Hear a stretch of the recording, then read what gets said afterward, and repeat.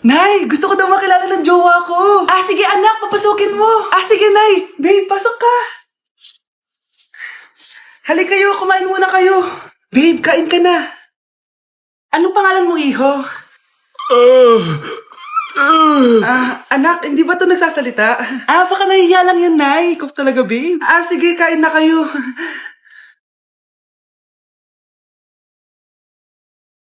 Si Ay lang ako, sige, anak. Anak, matagal ka pa ba? Sabi ko na multo ka eh. Halika dito. Anak! Bakit ka tumatakbo, Nay? Yung jowa mo! Multo siya! Pinagsasabi mo dyan, Nay! Anak, tingin ka sa likod. Ay, Mare! Nay, umalis na tayo dito! Tara na, anak! A few moments later. Ang galing natin, Nay! Naloko natin sila! May bago na tayong bahay, anak! Nay, sino yun? Totoong multo na yun, anak! Umalis na tayo dito! Mukhang mainit na naman yung dugo niya. Palagi naman. Okay, class, bring out one sheet of yellow paper. Mag-essay kayo. Patay, yellow pad. Be, Scarlett, pingin naman ako niyan. Ayoko. Last week ka pa, ha? Ikaw na nakaubos ng yellow pad ko. Ha? Bumili ka kaya? Sorry. Class, pass your research paper. Last week pa yan. Ma'am, eto na po yung akin. Oh, Scarlett, nasa yung mga grupo mo? Tinanggal ko na po. Ha? Ba't mo kami tinanggal? Yung mga pinapasa mo, walang kwenta. Binigyan na kita ng chance, di ba? At ikaw naman, Samantha, hindi ka naman nag-send ng GC, di ba? Oh, kayong dalawa, gumawa kayo ng sarili nyo research, ha? Bes, paano na tayo niyan? Pinapainit niya talaga dugo ko, Bakit kaya palagi mainit yung dugo ni Scarlett? Baka mabigat lang yung pinagdadaanan niya, be. Miss, sorry. Okay ka lang? Ano ba yan? Kasi tumitingin sa dinadaanan, eh. Bes, tignan mo. Bulag ka ba, ha? Kita mong dumadaan ako dito tapos babanggain mo ako? Wow, maldita ka. Kala mo di kita papatulan? Oh, bakit? Porket cute ka? Porket type kita? Ayun, love life lang pala kailangan niya. Nakakakilig sila, bes. Type niya daw ako. Nakakainis, ba't ko ba nasabi yun? Ay, nagugutom na ako. Lobat na ako, nasa yung charger na phone ko? Nandito lang yung kanina. Nay, nawawala yung charger ng phone ko. Bakit, anak? Ano ba naman yun, anak? Palagi ka na lang may nawawala. Hindi ka kasi naghahanap ng maayos. Eto lang, oh. Oh, ano to? Paano nangyari yun? Next time kasi, gamitin ng mata, hindi ang bibig. Oh, Opo, Nay. Nay, biglang nasira tong phone ko. Ginagamit ko pa naman to sa school. Pwedeng palitan mo? Nasira yung phone mo? Wait lang. Ito, gamitin mo.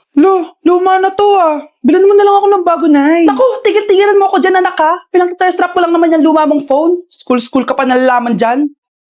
Sorry. Sige, okay na to. Nay, nakailang tinapay na ako pero gutom pa din ako.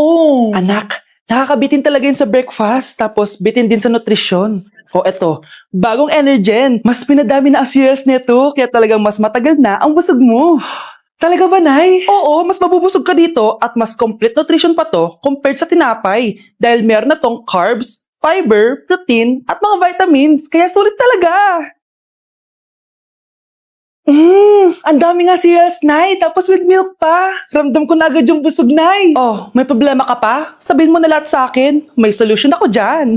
Go, Nay.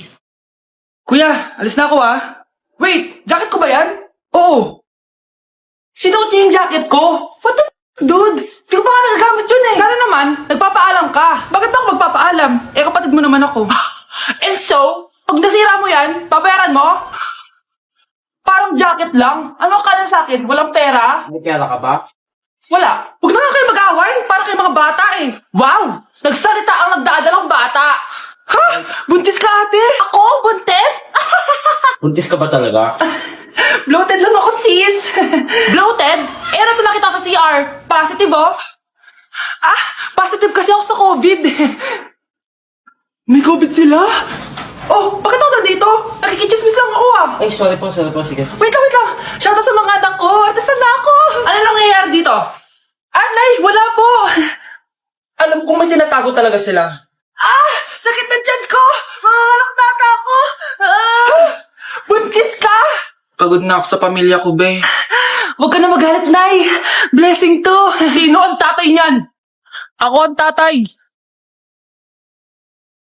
Let's begin the Christmas party! Anak, enjoy mo naman yung Christmas party niyo? Nay, mamaya ka na. What is the powerhouse of Brazil? Hirap naman nito. O ano, biaran na lang. Boring mo naman. Wow, naiya naman ako sa'yo, Sheila. Kaya pala palagi kang lumalapit sa akin kapag gusto mo ng sagot. Students, settle down. Mag-exchange gift na tayo. Exchange gift na. Ano kaya to? Ano ba? Huwag ka kayo maingay. Nag-review ako dito, oh. Wala ang laki ng regalo. Thank you. Oh my God, thank you po. Okay, listen. Dahil Pasko, may special gift ako para sa pinaka-fresh kong anak dito.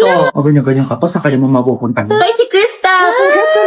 Garnier Vitamin C Serum. Hindi ako yung napili. Ano kaya meron doon sa Garnier na yun? Ba't kaya nakakagulo sila? Psst, anak, balita ko nakaka-fresh daw talaga yun. And it can fade dark spots in just 3 days. Talaga ba? Kaya ba ako i-perfect niya sa quiz, Nay? Di ba? With honors ka nga, pero mukha ka namang zombie. Whatever. Pero what if nga, baka this is my time to glow up. Sayang, hindi ko nanalo, anak. Okay lang yan, Nay. Balita ko, this 12-12, buy one take one ng Garnier Vitamin C Serum. Kaya pares pa rin tayong fresh kapag umakyat tayo sa stage. Tama! Yung iba kasi dyan, fresh nga, pero yung grades, nabulok na. True! Let's welcome the class valedictorian. Wow, ang fresh niya naman. Proud ako sa'yo, anak. And now, for her speech. Nasaan yung mga nambuli sa akin? Ay, magsak pala! Unang tanong, magbigay ng bagay na nagsisimula sa letrang K. Okay, Samantha? Kuko? Kuko is 3 points lang. Sayang. Okay, ikaw naman, Scarlett. Sisimula sa K. Kifi. Kifi is the top answer. Yes! Okay, next. Magbigay ng parte ng katawan. Scarlett, dahil ikaw ang nakahula ng top answer, ikaw ang mauuna. Pantog.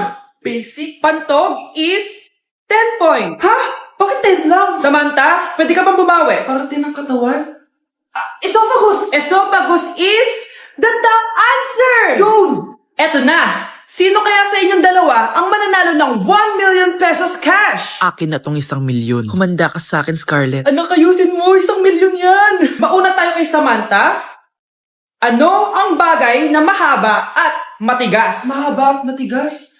Tornilyo? Tornilyo is 50 points! Pero, hindi ito ang top answer natin, ha? Okay, Scarlett, may chance ka pa na hulaan ang top answer. Bago ko sagutin yan, Nay, kung nanonood ka man, eto na yun, Nay! Mananalo na tayo ng 1 milyon! Go, anak! Ang bagay na mahaba at matigas ay... Bobo mo sumagot, anak! Sayang yung 1 milyon! Ito ba yung bahay niya? Hi! Nandiyan po ba si Mr. Joshua? Sinong Joshua? Yung asawa ko? Opo, may sasabihin lang ako. Anong sasabihin mo? Na anak niya ako at gusto ko siyang makita. Anong pinagsasabi mo? Nandito yung anak ko. Alam mo, kung nang-trip ka lang, umalis ka na dito. Mahal, ano nangyayari? Anak mo daw to, mahal.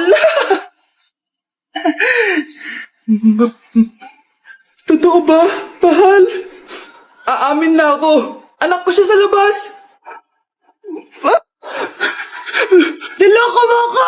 Oo, anak. Ba't dito ka? Nay. Pinuntahan ko lang po si tatay. Ikaw yung nanay niya? Oo. Bakit? Mga walang iya kayo! Ba't kayo tumatawa? It's a prank! Na-prank kita, mahal! Na-prank ka namin, Mare! Walang prank-prank dito! Huwag ka na uwi dito! Manaloko ka! Mahal! Mahal! Prank lang yun! Prank lang yun! Lumayas ka dito! Layas! Ma'am, parang wala po ata sa lesson natin yung number 5. Ay, wala ba? O sige, bonus na lang yan. Thank you, ma'am. Ma'am, wala po ata sa lesson natin yung number 5. Oh, anong gagawin ko? Puro ka kasi daldalan, kaya di mo alam. No, favoritism si ma'am. May sinasabi ka? Ay, wala po. A few moments later. So, ganun lang siya kadali. Ma'am, pwede po ako pa-excuse. Sumasakit po yung puson ko eh. Sige, punta na lang sa clinic. May gamot doon. Sige po, ma'am. Nagets niya ba, class? Ma'am, excuse po. Sumasakit po yung puson ko. Ang arte mo naman. Onti sakit lang. Excuse agad. Kapag di maganda, wag na mag-inarte. Kala mo naman ang ganda ni ma'am. Hello po, ma'am. Sorry po, absent ako kahapon. Nagkalagnat po kasi ako eh. Ah, ganun ba? Sige, excuse na lang kita. Sige po, ma'am. Thank you po. Ma'am, excuse po. Nilagnat po kasi ako kahapon kaya di po ako nakapasok. Naku, tigilan mo ako ha. Walang isang araw na lagnat. Ang sabihin mo, tamad kang pumasok. Eh, ikaw nga, palagi ka nga di pumapasok eh. Anong sabi mo? Totoo naman, ma'am. May favoritism ka. Susumbong kita sa principal. Maniniwala ba ang principal sa'yo? Eh, wala ka namang ebidensya. Anak, mag-exam tayo mamaya ha. Dapat mas mataas grades mo kay Scarlett. Oo naman, Nay. Mas magaling naman ako sa kanya. Anak ni ma'am si Samantha. O, eto yung mga sagot mamaya sa exam. I-perfect mo yan. Sige na, Nay. Baka may makakita pa sa atin. Humanda kayong dalawa sa principal. Tapos na yung maliligayang araw niyo. Okay, class. Last 5 minutes. Hirap naman nito. Be, ano sagot sa number 10? Huwag ka mong sa akin, Samantha. Mapapagalitan tayo kay ma'am. Tamot mo naman. Ayaw mo akong pakopyahin, ha? Bilisan nyo, class! 1 minute na lang! Ma'am, nangongopya po si Scarlett sa akin, no? Apakasinungaling mo, Samantha! May nangongopya pala dito? Bagsak ka na sa akin, Scarlett! Apakasama talaga ng ugali mo, Samantha. Nay! O anak, anyari sa'yo? Binagsak ako ng teacher ko. Naniwala kasi siya kay Samantha na nangopya daw ako. Totoo ba yun, Scarlett? Hindi, Nay. Siya talaga yung nangopya sa akin. Walang iya yan, ah. Humanda siya sa akin. Tara, anak! A few moments later. Ma'am, bakit niyo po kami pinatawag dito? Eh, kasi ang anak mo, sinungaling. Siya naman talaga yung nangopya kay Scarlett eh. Hindi po totoo yan. Para malaman natin kung sino nagsasabi ng totoo sa inyong dalawa, mag-quiz na lang kayo ulit. Patay ako nito. Humanda ka ng mapahiya, Samantha. Okay, time's up. Pass your papers. Scarlett, naka-perfect ka. Yes, talino talaga ng anak ko. Samantha, wala kang tamang sagot. Ikaw talaga ang totoong nangungopya. Nakakahiya ka, Samantha.